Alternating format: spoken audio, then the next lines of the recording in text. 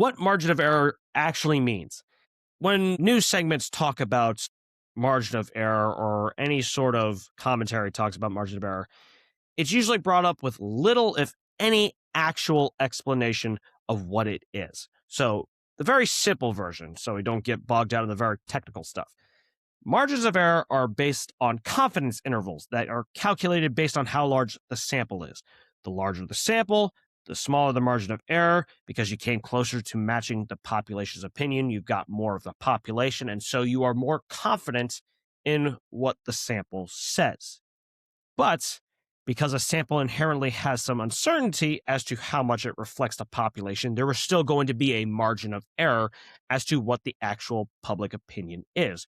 So the margin of error basically says you have a lot of confidence that the public opinion on X candidate or X issue is between X% and Y%.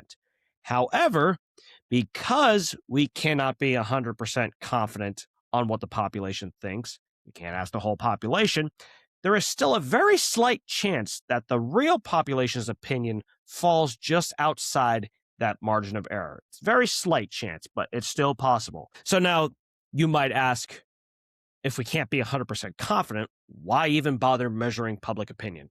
Why would we do anything if we don't know for certain how things are? We need to be a little bit more uncomfortable with uncertainty when it comes to politics. And it's not a comfortable thing for anybody to have. We naturally want things to be clear to us, like this is how things are.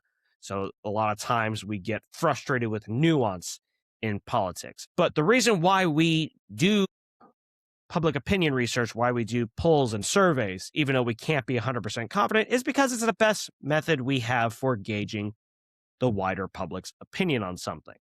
Despite all the issues that the industry of polling has faced, there's not really another method we have to get a wide-scale approach to what people's opinion is, or what the whole population's opinion is. Polls have great use for a lot of people. It's just, again, it's a matter of knowing how to use them and how to interpret them. Because the interpretation of polls is what's really the problem.